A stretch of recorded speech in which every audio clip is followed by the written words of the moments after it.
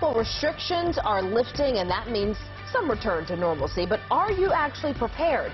Thanks for staying with WJZ tonight. I'm Nicole Baker. And I'm Denise Koch. Well, as Marylanders start to head back to work, some may be feeling a little anxiety about a return to in-person life. Yeah, it might be normal. WJZ's Live's Stetson Miller is telling us about some of the concerns that psychologists are highlighting now and what you can do about them. Hey, Stetson.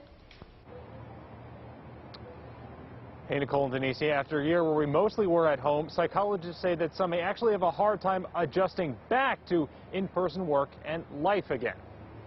Well, many Marylanders have been longing for a return back to normalcy. Not everyone is feeling good about going back to work, school, and in-person social life.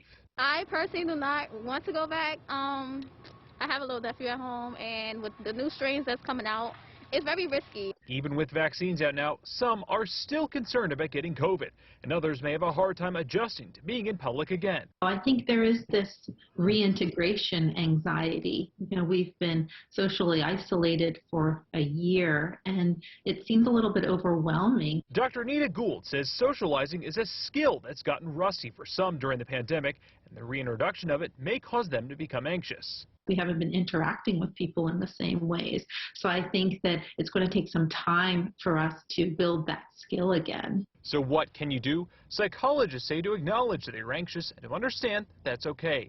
Also to think about what may make you stressed about reopenings, consider what you can do, and even practice. One thing that people could do is role play what they might do when they get into a public situation. How will you feel if you hear somebody sneeze or cough? What if somebody's not wearing a mask? And it may also help to just keep wearing your mask. I think that we can all reduce our anxiety by feeling that we can control what we can control.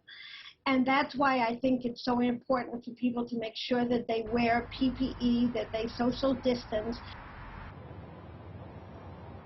And doctors say just to remember that it may still take some time to adjust, and you can also reach out to a mental health professional if you find that you're struggling a lot. We're live on President Street, Stetson Miller for WJZ.